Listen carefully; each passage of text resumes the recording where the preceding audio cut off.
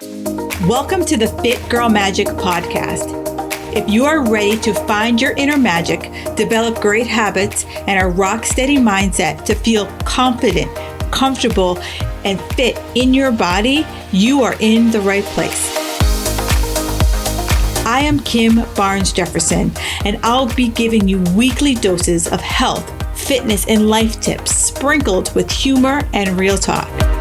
If you're ready to be consistent without the stress of perfection, magic makers, it's time to slip into your favorite pair of PJs, grab some coffee, kick back, and listen to today's show.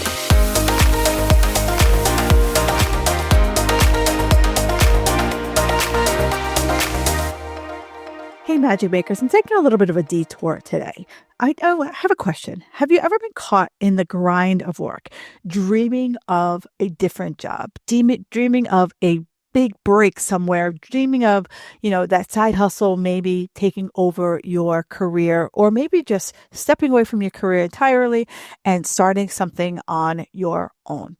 Yeah, it sometimes feels like overwhelmed when you think of all the possibilities that we can have with our career. And that's why I brought on the incredible Brenda Rigney. We both know the gut-punching steps to become an entrepreneur with that unpredictable, sometimes wild, wild west of entrepreneurship. And I brought her on the show to really talk about how we can take the steps, but also make a pivot in our career. We all know that sometimes we look at our career and we're like, is this all there is?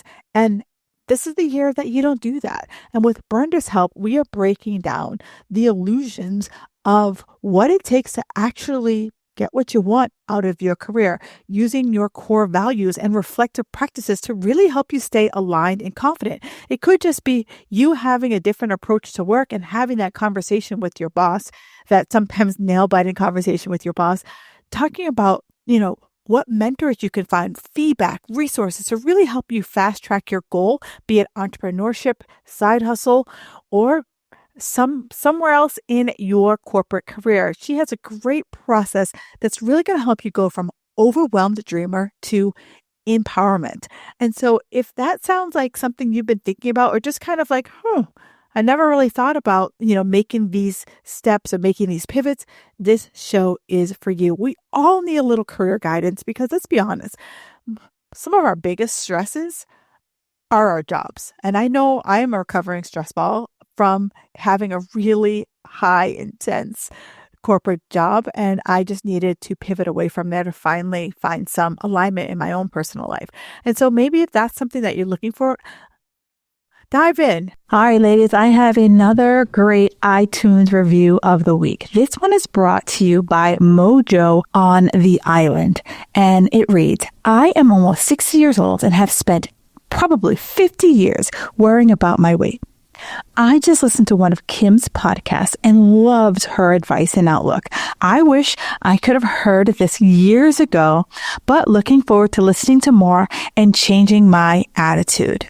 Oh, Moy on the Island. This is exactly why I do this podcast, because so many of us have been wrapped around the axle about diet and exercise for decades, and we are done. We are sick of it. And I am so grateful that you are able to find me, and I'm grateful that I'm able to help you shift your mindset around what diet and exercise looks like for the next best half of your life. So if you have listened to this podcast and you love what you are hearing, please do the same thing. Leave me a review. I absolutely love hearing them. I love reading them. And it just gives me that pat on the back that I am giving you what you need to hear.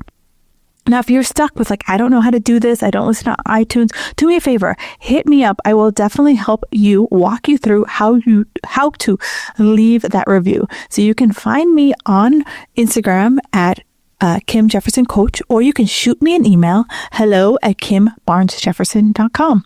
All right. Now on to today's episode. All right, Magic Makers. Typically, I try not to date this episode, but at this time of year, many of us are reflective. What happened in the previous year? What are we trying to accomplish this year? Life, family, work, all of that magical stuff. And so today, one of the things I wanted to talk about is that is more than just health. Health is great, but for many of us, one of our biggest causes of stress is our work. And I wanted to bring on Brenda Rigney here because she helps midlife women really assess what it's like to potentially be an entrepreneur. And I know that for me, I didn't choose the path of entrepreneurship. It kind of was like, I didn't know what else to do. And maybe some of you guys are sitting out there and you're asking yourself that same question, or maybe you've been laid off and you're like, what do you do now? Like, and you don't know that if you want another job, but you know you want to contribute in some way. So I decided to bring her onto the show because she helps midlife women figure this stuff out. So Brenda, welcome to the show. Thanks, Kim. I had a little giggle when you said you kind of fell into entrepreneurship. I did too. Like, it wasn't like someone tapped me on my shoulders at 35 and said, hey, you're brilliant and you should become an entrepreneur. What boss is going to give up their employee for them to go start their business, right? So that didn't happen to me. And then it was like I went through my divorce and just a bunch of like big life changes at midlife where I was like, what am I going to do? And I quit my corporate job and I launched my business. And luckily I did have some like friends and family that encouraged me to do that. But it took me like 48 years to kind of figure that out. Before we dive in, let me ask you, are you stuck in the why isn't this working cycle? You've been eating clean, working out, maybe even skipping that beloved glass of wine. Yet that stubborn belly fat is sticking around like you owe it money. Sound familiar? Here's the deal. It's not your fault. After 40, your body changes the rules of the game, and most of us are left guessing. But guess what? I've got the playbook. My free lifestyle audit is designed to help you uncover what's really going on and to show you the powerful tweaks that will help you finally move the needle. Here's how it works. You send me a 3-day snapshot of your life, meals, workout, sleep. Please do not clean it up. I want to know exactly what's going on. And then from there, I will help you uncover the sneaky little habits that may be holding you back and identify the simple tweaks that'll finally get your body to play nice. Imagine waking up and feeling lighter, no longer feeling stuck, and together we'll create a clear, doable action plan to get your body working with you and no longer against you. So if this speaks to you, click the link in the show notes and claim your free lifestyle audit. Let's crack your code and start seeing some real lasting results. You in? Let's get it done. Yeah. People always ask me like, how did you start a business? And honestly, I was sick of being laid off. And so that's how it started. And then it just kind of, evolved over the time. So as people are listening to this, and you talk to a lot of, new entrepreneurs, what are some of the questions that like I should be asking myself when it comes to, maybe I have been noodling around about potentially being an entrepreneur? What are some of the questions I should ask myself? Yeah. Why are you not starting this? Like, like I think that's a big thing. And I'm not trying to sound facetious about it, but it's like you're already thinking like, well, what should I do? What will my business be about? And before you even go down those paths, because I think we talk ourselves out of it, or maybe we have people in our life that talk ourselves out of it, like, hey, why would you want to start a business? You've got a paycheck coming in every 2 weeks, things like that. Like, a business, like you're going to work 24/7. You're going to be at the beck and call of your clients or employees, depending on what type of business you've got. And those things might be true, but at the same time, like you could also be sitting in your corporate job and like I was at 48 sitting there going, okay, I'm going to stay here for the next 20, 25 years, not doing what I love anymore. Like I kind of lost that sort of mojo, that spirit to like even want to do it again. Like I had gone from like one company to another, try to think, okay, maybe that will reignite, some spark in me. And it was just, excuse me, swearing, but same shit, different pile. Like it was just like, like I couldn't find it. And I think, you can kind of substitute it. But for me, it was just like the wake up call of like, what do I want? Like that is the key question that I think there's like a woman listening to this podcast right now. And it's like, what do you want? And even if it seems far fetched, if it seems like totally ludicrous, like everyone in your family is going to think you're cray cray, or you don't even think you have the money to invest in it, just even simple exercise of like following through. What do I want? and writing it down, like journaling it. And it doesn't necessarily mean you have to action it by Friday, but it's just like answer that question and see where it takes you. It's so funny. You're absolutely right. I think if it pops in your head, it's probably been there for a while. Yeah. But I feel that we get so beat down by you have a paycheck. Mhm. What are you going to do if this doesn't work out? And so like so many people, instead of being like, hey, go girl, they always like come in with like all the naysaying things. Yeah. Well, and here's what I find happens too, and I might be generalizing for some, and like I'm not here to knock our friends and family either, right? Like, I mean, they are there to like root you on and cheer you up and all those things. But you're probably also going to them asking their advice when you're not feeling good about things, right? Like when you're like, you know what, I don't like this job and I feel so tired, I'm so burnt out. And who wouldn't be burnt out if you're in a job or in a career or in a stage of your life where you're not necessarily inspired or motivated every day to kind of go do it again the next day?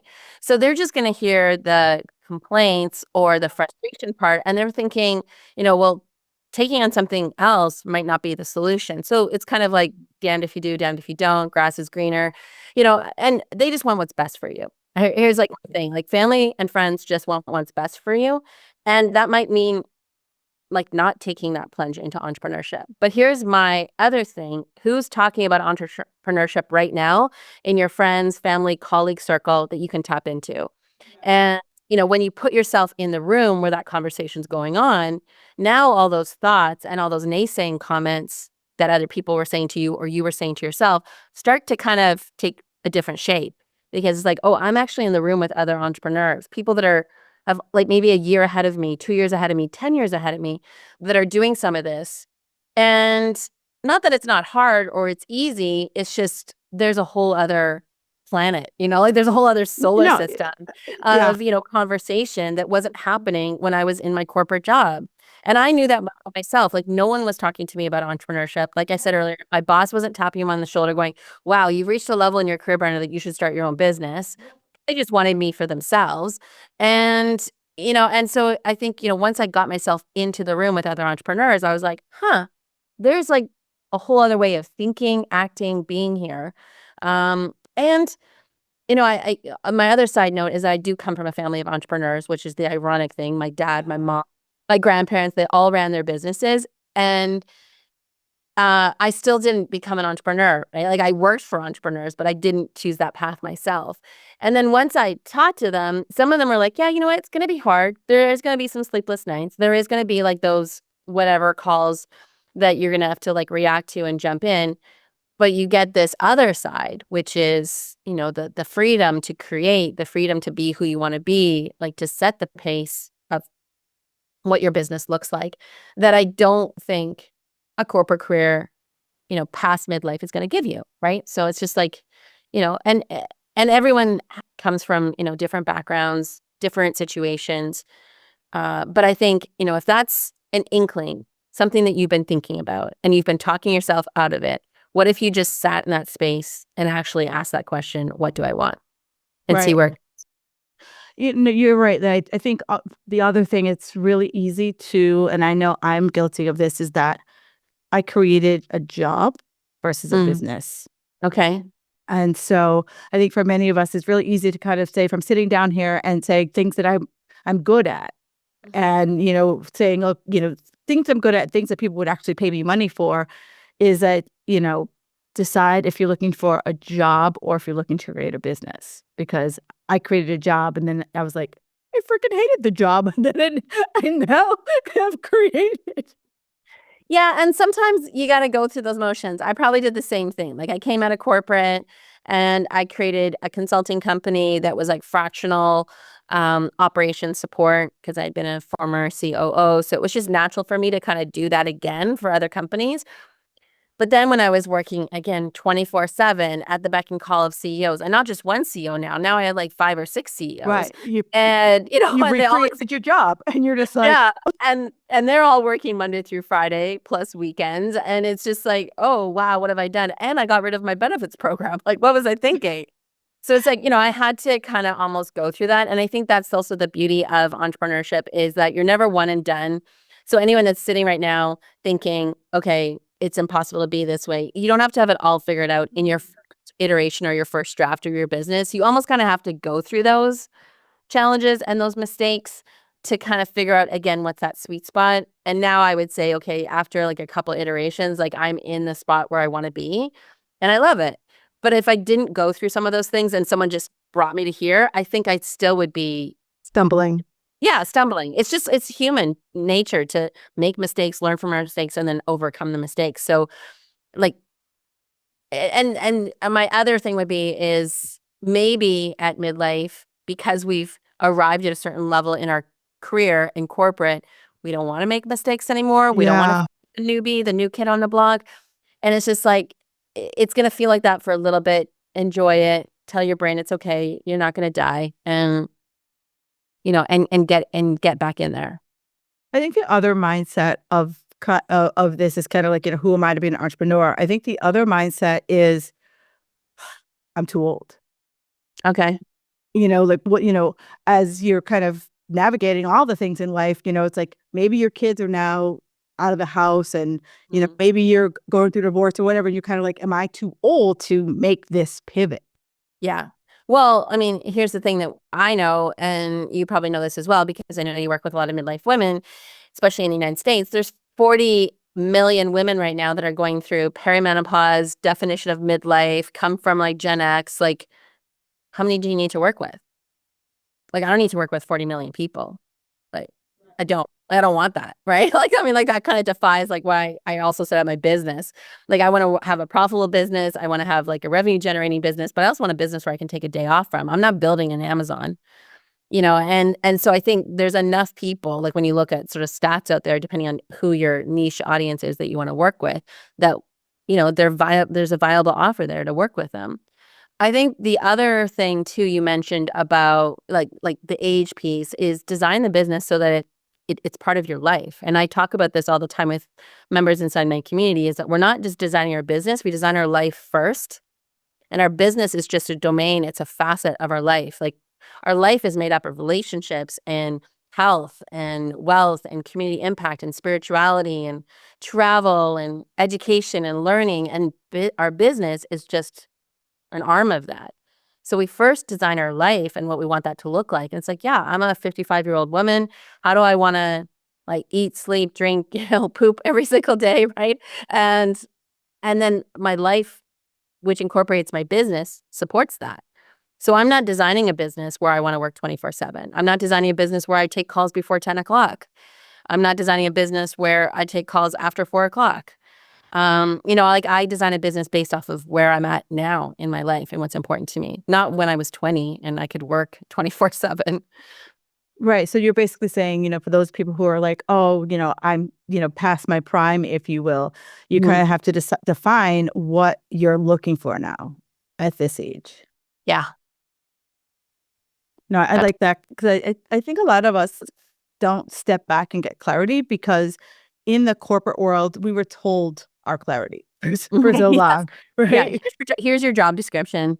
Right. Or, I always say this is that when I first started doing fitness, my trainer was like, well, Kim, what's your goal? And I was like, wait, I could define that? For so many years, Yeah. like, whoever set the goal here and it trickled down to whatever department I happen to be working in. And it was like, wait, I'm in control now? And I think a lot of women at this age are like, holy shit, like I get to make a decision?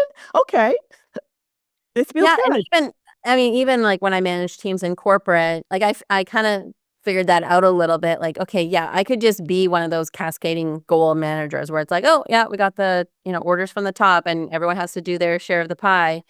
And sometimes you got to do that. But I would always want to know from my team, well, what do you want? Like, what do you want out of your career? What do you want while you're working here? And they're like, wow, I'm working here. I'm like, well, I don't expect you're going to be here for like 40 years. So, and if you are, great, but every year needs to look a little different. What do you want from your experience working here? Well, I want to do this. I want to learn how to do this. I want to get more exposure to that. Great. Here's our strategies that are coming down from the top. What would you like to sign up for? I think if you signed up for this, it'll help you get that. If you do this, it'll help you get those things over there. But I think you're right. Like you need to design the life that you want. And people might be listening going, oh, well, Brenda, that like sounds all fine and well. I'm like, yeah, well, here's the thing is if I say, you know what, I want to design a life where I can work 20 to 25 hours a week, 9 months out of the year, to be able to take 3 months off or have the flexibility to work where I want to work. Well, what do I need to do to make that happen? But what we end up doing is we spend so much time figuring out the what and the how that we don't get clear on like why we're doing this, what's important to us about it. We get too wrapped up in the minutia of like, well, I don't know if I have the money, the time, the bandwidth, the expertise. You'll find it. Like, I've been on the planet for 55 years. Most of the women that I work with, somewhere between 40, 50, 60 years on the planet.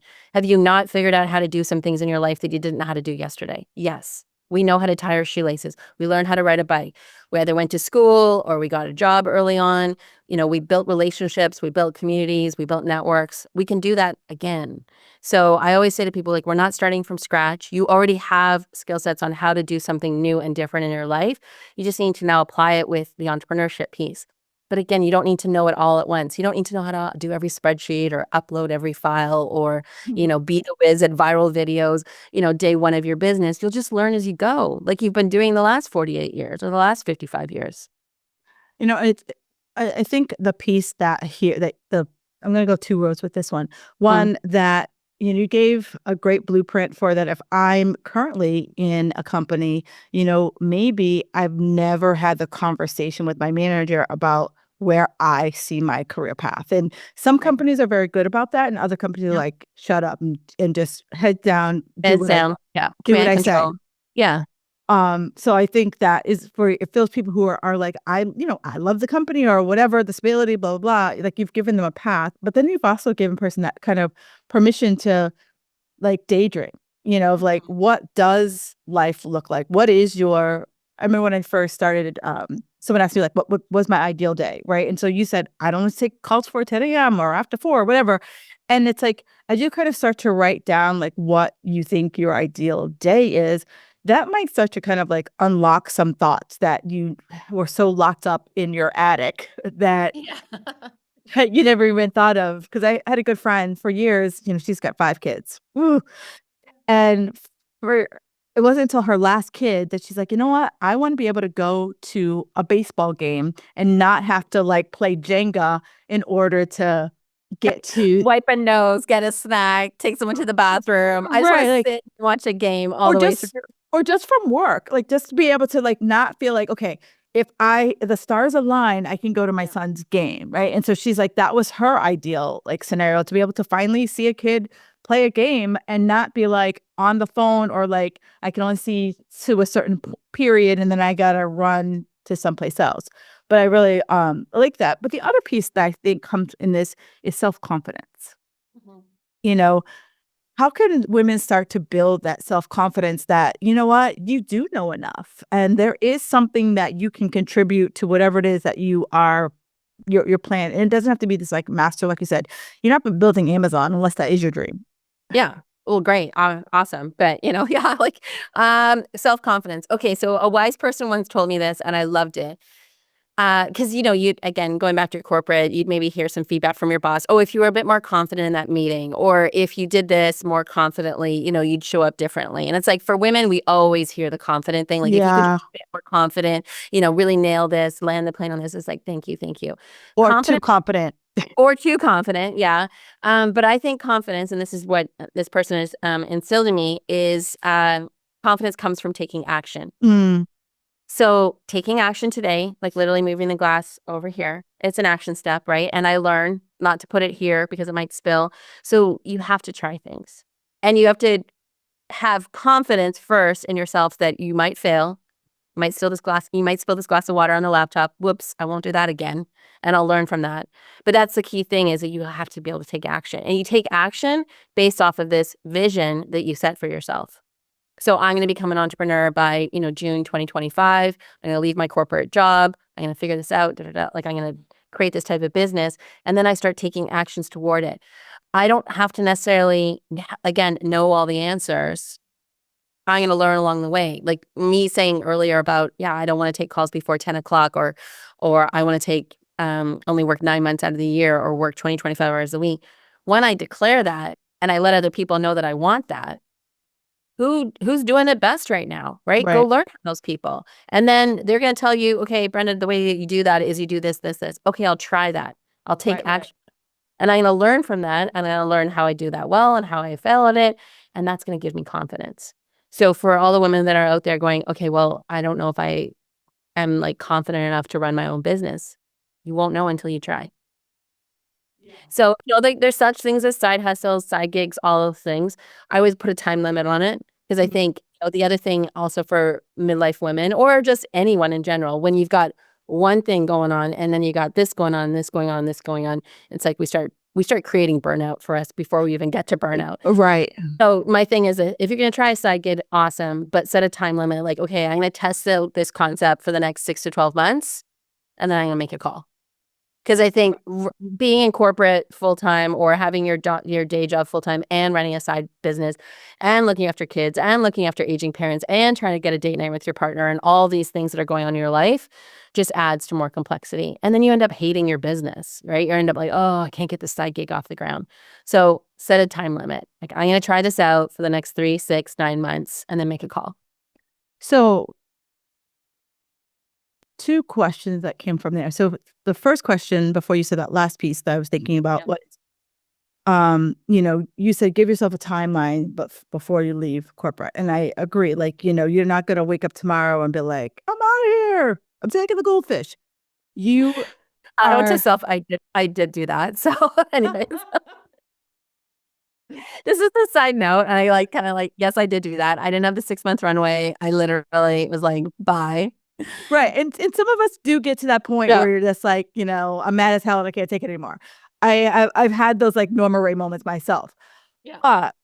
For some people, like you said, it could be the like give yourself this like runway so that you do have some, savings or you have benefits or whatever it is that you need to kind of feel that you have some stability. But you also said about side hustles and let this and let this side hustle stay for a certain number of time before I make a judgment call. What if I just want the side hustle? If I'm just looking for like a little extra to pay for my kids' activities, like soccer costs a lot of money, so I'm just using this little side money to pay for vacations or extracurriculars. Is that still like a dabble, or can I be successful in just doing side hustles and keeping it corporate? There's lots of people that are successful doing side hustles. Absolutely. I just think at this stage, my recommendation is like, you got a lot of stuff probably going on. You've got responsibilities. At midlife, you've worked to a certain level. Again, kids, no kids, grandkids. There's things that you want in your life. And do you want sort of, when I think about, not that there needs to be an equal balance between all those domains of life, but kind of the career/business piece, the relationships, the health, the wealth, so at midlife, we got to figure out our health.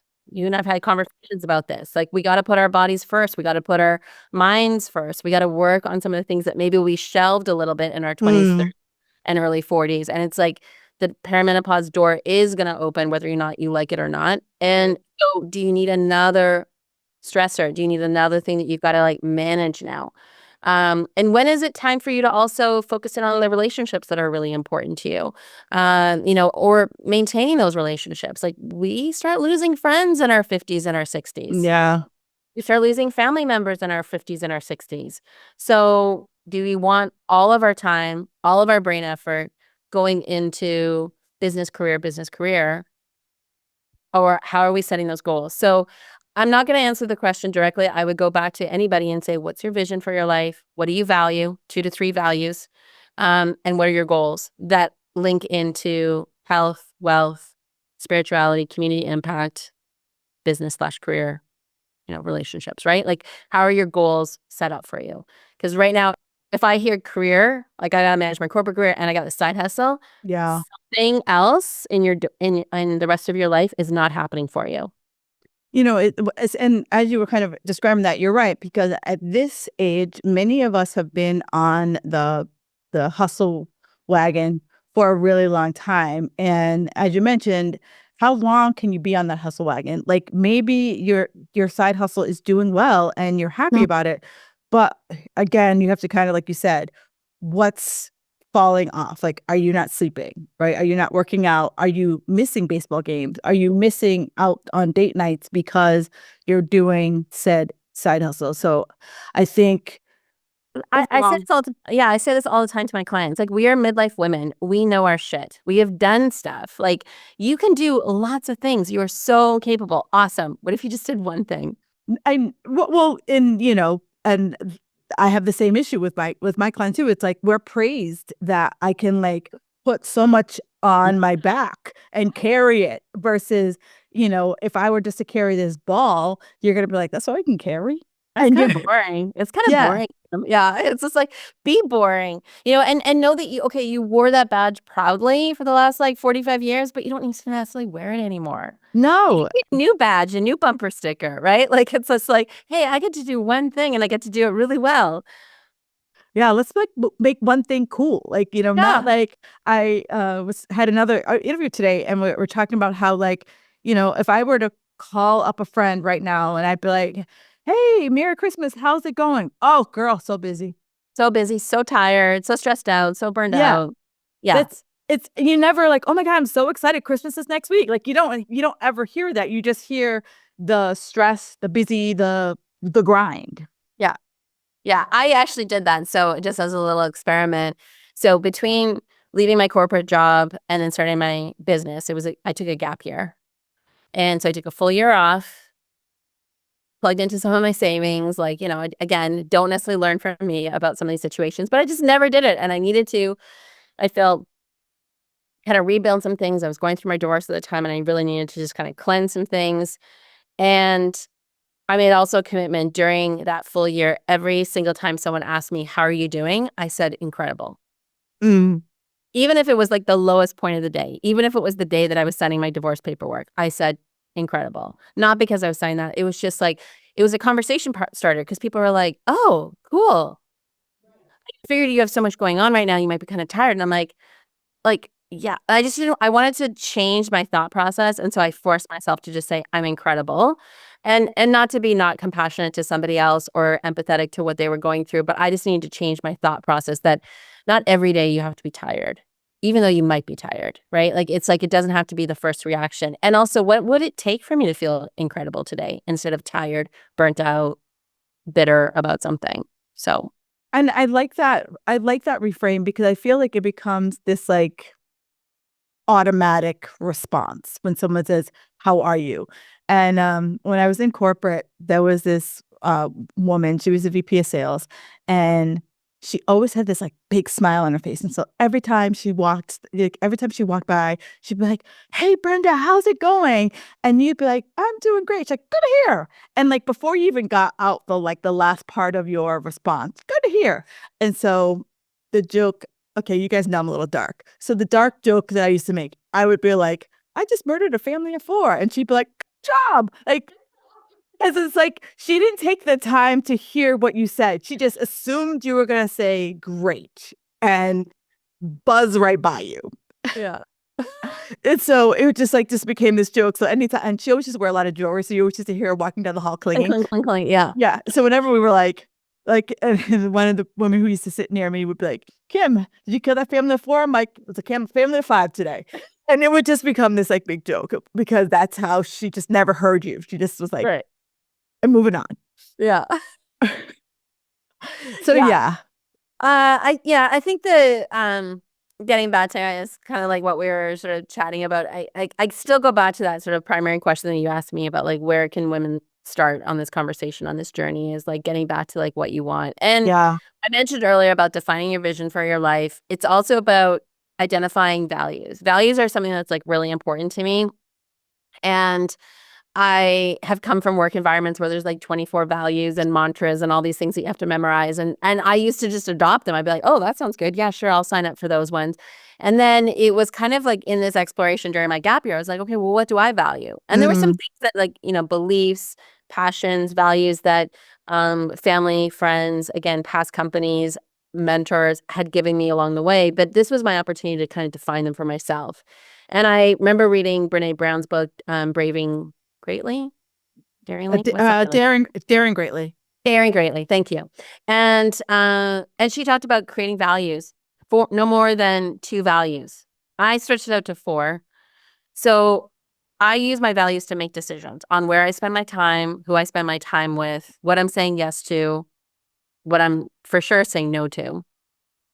And that has also helped me in the design of my business and how it supports my life. So I use those 2 to 4 values as like the decision maker. But it was a good time for me to also be able to say, like, you know what, this is something that's always been like a guide for me, and it's not serving me anymore. Versus this one over here, I really need to bring forward and use more in my life. And that has helped me out a lot too, because I think it's easy to kind of start doubting yourself, which then is that confidence piece that we were talking about earlier. But if I have my values and I'm making decisions by my values, then that's all the confidence I need. I'd like that. Because as an entrepreneur, the funny thing is that like you make the rules now, right? Like you decide how you want it to go. And, initially you are going to stumble, but eventually you are going to fall across like, here's my value and here's how I broke that value because and you can kind of like do your own CSI, if you will, about like why you got in the predicament that that you got into. And not in a beat the crap out of yourself, but more in a like, okay, this is why said thing happened. So here's a really great tool that I would say for all your listeners, like, let's get out of the beat up phase and let's just, and it's reflecting, it's journaling if you want to like sort of go about it from that perspective. But there's 3 questions that I ask myself at the end of every week. Friday, 2:00, it's just bookmarked in my calendar. I ask myself, what did I love about this week? What did I learn this week? And what made me strong this week? So not what did I suck at? Yes. What did I make a mistake in again? Oh my gosh, you're back here again. Like, those thoughts come up on the regular, I think, for anyone that owns a business. Anyone that's just like a human being, those thoughts come up on the regular. Anytime you're facing adversity, conflict, something that shatters you, right? Those questions of like, yeah, like, why are you doing this again? Why is this coming up for you again? Versus, let's just script it out. If you want to, channel some of more of those, and I don't want to just say positive, flighty responses or thoughts, but more like get back into action so I can get that confidence happening again. Ask myself 3 powerful questions. What did I love this week? What did I learn this week? And what made me strong? You will find one thing out of your week, out of the last 6 days, and Friday being your day 7, you'll find something. Yeah, and I think it also helps when you ask those, like, Tony Robbins says, you ask better questions, you get better answers. But also, if I become more reflective, it's easy for me to kind of tap into a different, source in my brain versus always looking for the poop on the carpet. I'm now kind of like, all right, this poop on the carpet, how do we handle it? How do we manage this? Right.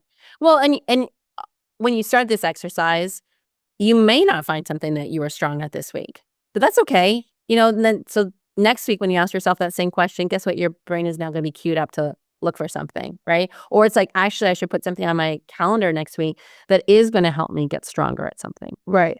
And the thing I also like with this question is it doesn't have to be cataclysmic. I remember when I first started in the business, people were like, oh, you really need to have a gratitude journal. And in my mind, when you say that, gratitude would be this big thing, like, oh, I saved a kitten from a tree kind of gratitude, right? But as I kind of was like, let me just break it down to the things that like made me happy. And so at the time I was doing a lot of group fitness classes and I used to have to park on the street. So the fact that I could like find a spot easily, I'm like, that's gratitude, right? Like, because now I don't have to like run down the street to get to class on time. So it's like, as you kind of start to say like, well, this week, it's like, hey, I finally sat down and told myself what my one value was. Great. Good on you, right? It doesn't have to be like, I landed 5 clients this week. Could just be like, I put my booty down and made a value. Yeah. And here's the thing is that I think if you get into a regular practice, that's why I just bookmark it in my schedule. Before, like you said about the gratitude journal, it would it would exhaust me, right? Like it would take me half an hour to kind of come up with these things. Now, actually, like I know this is coming up Friday at 2:00. So I already am thinking about these things on Tuesday. It's like I'm already like looking for those gems that I can like report back to myself on the Friday because I'm just in this routine of doing it. And like I said, if it's not coming up intuitively, just from where I'm spending my time, then I put it in my calendar like the next week. I'll just like, if I'm sitting there Friday at 2:15 after doing this exercise, I'm like, I didn't learn anything this week. For some reason, I was just completely like flatline. what am I going to do next week? I'm going to look at my calendar right now and change something, make time for it, book it. And that could be anything, like listen to a podcast, read a newspaper article, finish that chapter in your book that you wanted to do, like just whatever it is. Like I'll just make sure that gets into the schedule. It may mean moving some things around, but I'll make sure that that's in there. And then eventually it's just like I don't have to think about it so much. I know that my schedule and what I'm saying yes to is helping create that in my life for me.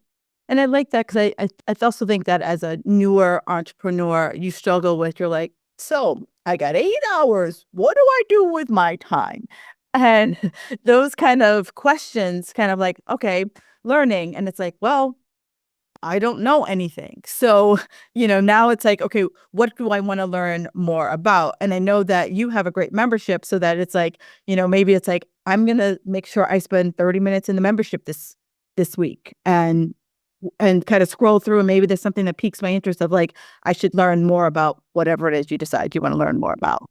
Yeah. Or, I love that plug for the membership, but it's like even today there was a member that put in something about her business, whether or not she should actually put in a low ticket offer. And like 10 people have already contributed to that conversation thread. And she at the end said, wow, this is amazing that I just got all this like feedback from everyone about why I should do it, why I shouldn't do it. If I did do it this way. And so that just made her a little bit stronger that week. Plus, for the people that contributed to that conversation, it just puts them more in their expertise, right? It's them taking action around what they're known for.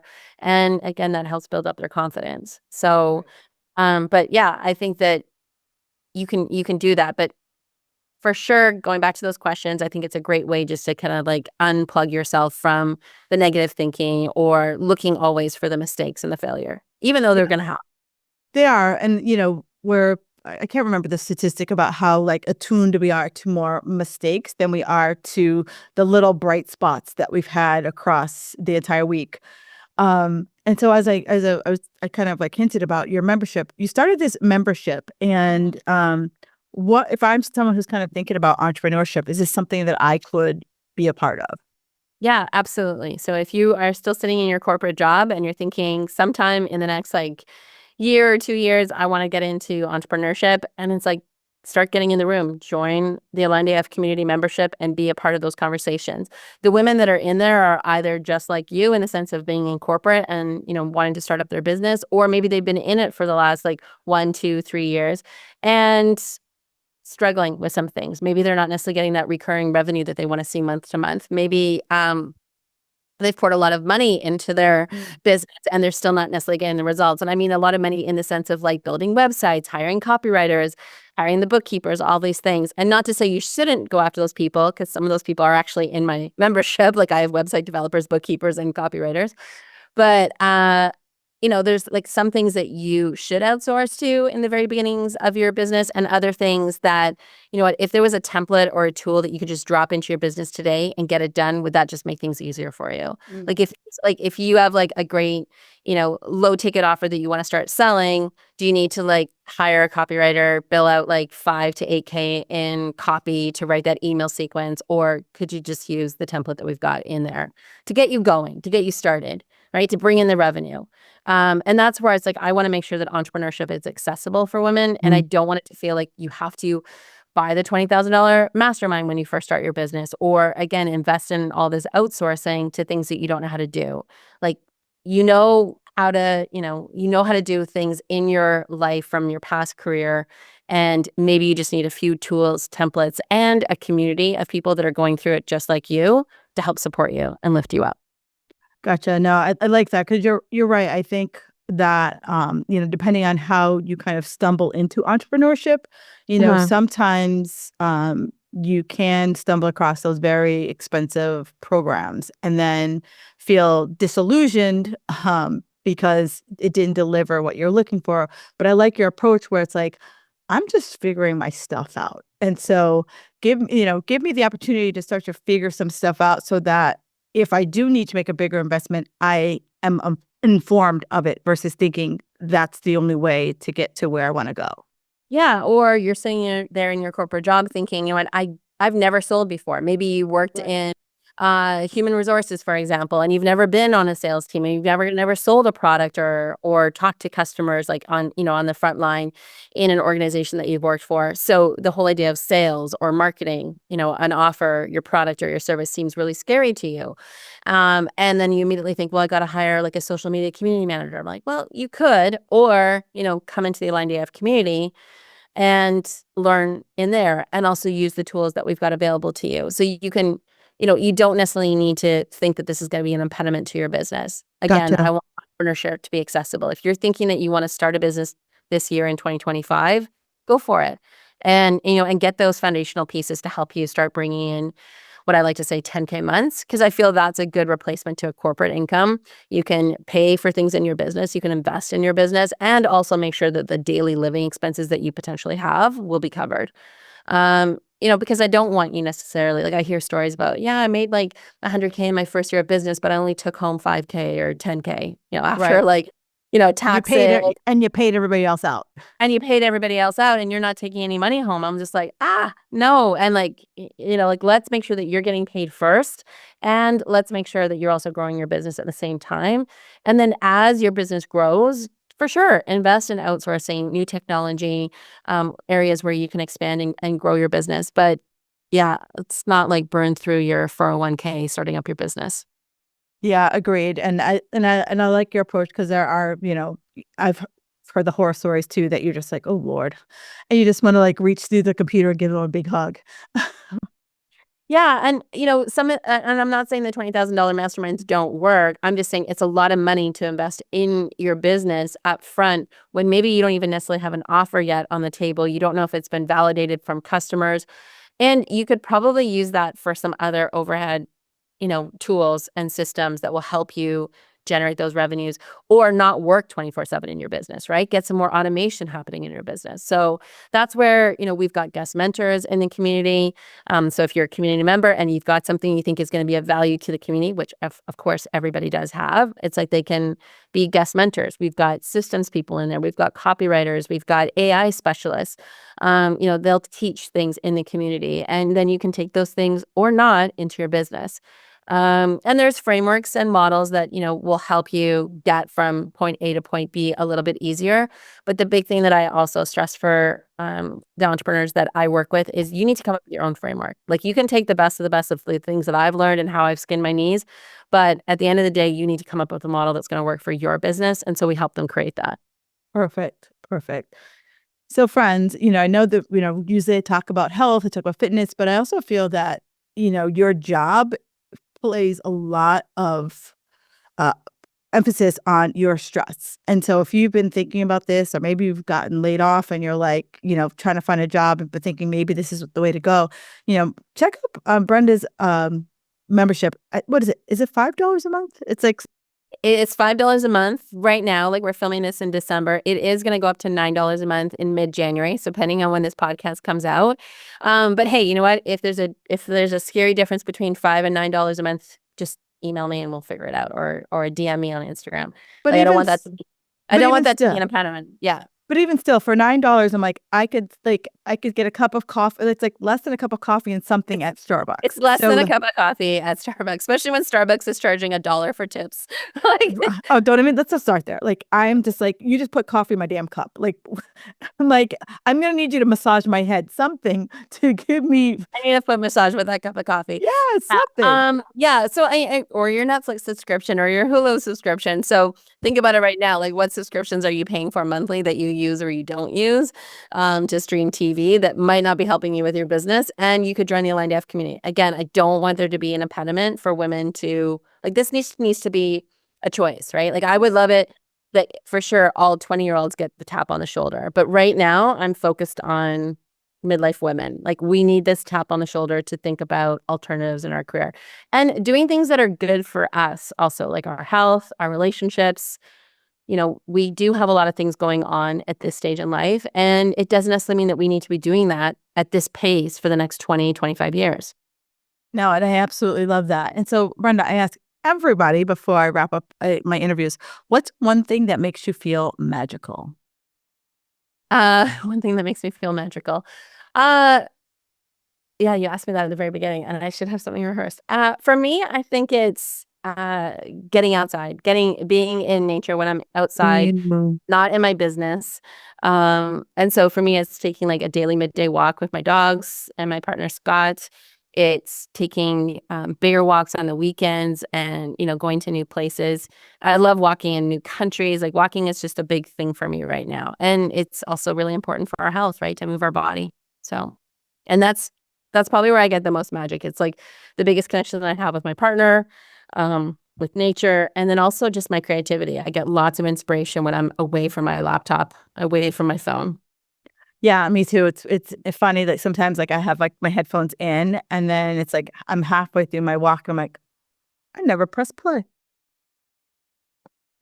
So it's really nice to hear that. But yeah, I love like nature. That's really, really good.